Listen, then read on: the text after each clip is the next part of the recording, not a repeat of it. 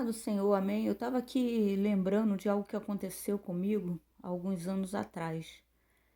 Vai dar 6 horas, eu costumo parar para orar 6 horas e é nessas horas, entre a madrugada, 6 horas, meio-dia, que eu costumo parar. Deus costuma me dar algumas coisas. Só que nesse dia eu estava na igreja, eu estava com uma campanha que Deus tinha me dado em João 8,32, onde fala, acho que é o 8,32, conhecereis a verdade vos libertará. E tinha um jovem nessa igreja. Eu estava ajoelhada para começar o culto e quando eu levantei e olhei para ele, eu tive uma visão. E as irmãs orando, eu fui até o ouvido dele e falei: Olha, fulano, é isso, isso, isso e isso. E o olho dele arregalou e eu saí de perto. Falei, entreguei. Passou numa outra campanha, eu tinha convidado o meu amigo presbítero Marcelo, do Ministério Unificar, e a missionária Janaína, do Ministério Unificar, hoje pastores, né, lá foram consagrados há pouco tempo. Tinha convidado o meu amigo Marcelo para estar pregando. E esse jovem, ele estava batendo na bateria, ele estava lá tocando, batendo na bateria, estava lá tocando. Só que, em dado momento, eu dirigindo o culto, eu olhei para a bateria, eu ia louvar, olhei para a bateria estava vazia, né? E eu não lembrei, meu Deus, a gente vê como o diabo trabalha. Eu estava lembrando disso agora. Eu não lembrei que o jovem estava tocando, mesmo porque nessa igreja não tinha muita doutrina, não sabe que a bateria ela não fica exclusiva também, né? É, você permite que outras pessoas toquem, não é só você que toca, né? Vem outro, você passa, você cede o instrumento para alguém que está visitando, né? Como um carinho a pessoa que está vindo. Mas eu tenho certeza absoluta perante que o meu Senhor vive e reina e me conhece, que eu olhei para a bateria, vi ela vazia e eu ia cantar um corinho e eu olhei e falei, Marcelo, eu lembrei que você toca também, além de pregar, você toca bateria. Toca aqui que eu vou te gastar hoje. Aí ele riu, sentou.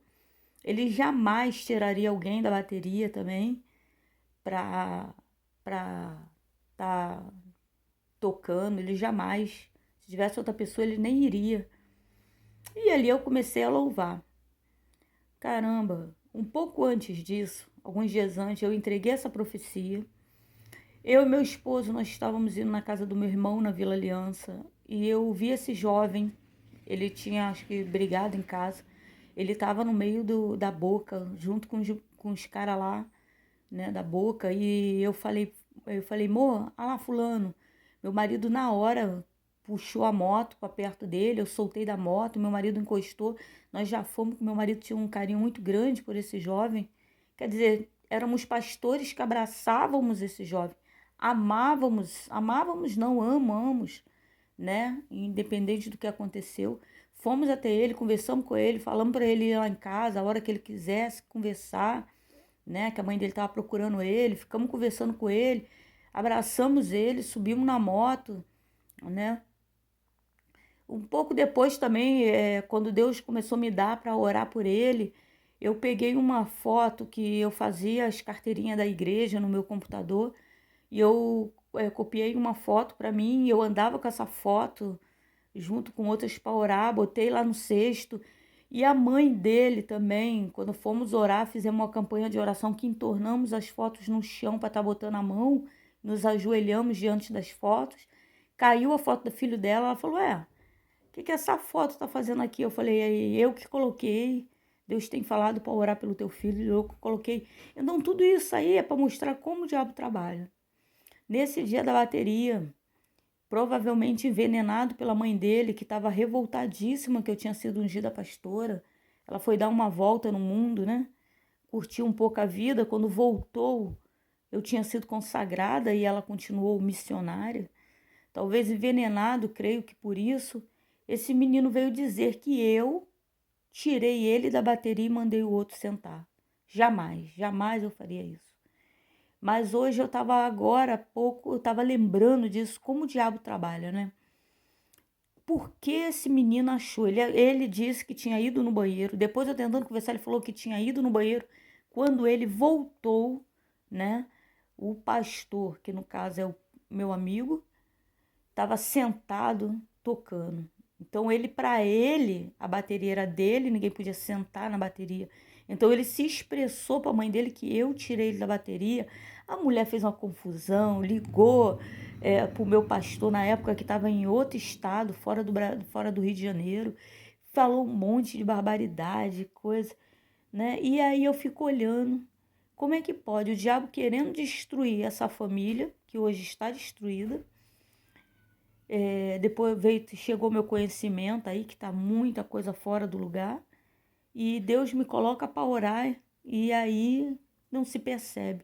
Se levantam contra a única pessoa, uma vez que não havia pai, não havia mãe, não havia avó, a única pessoa que estava intercedendo por esse jovem, por essa família, era eu no momento. Eles se levantaram contra a minha vida. Eu deixo aí para que vocês venham a entender, para tomar muito cuidado com isso. Muito cuidado mesmo. O diabo, ele vai fazer com que você agrida a pessoa que está orando por você.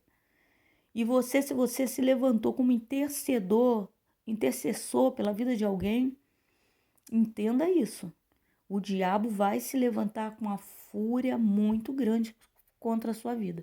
Um dos ministérios mais atacados da igreja é o ministério de intercessão, porque a oração de um justo pode muito em seus efeitos. Lembre-se que Abraão conseguiu parar Deus na terra. Se tiverem 50 justos, o Senhor vai destruir, e Deus determinado a destruir Sodoma e Gomorra.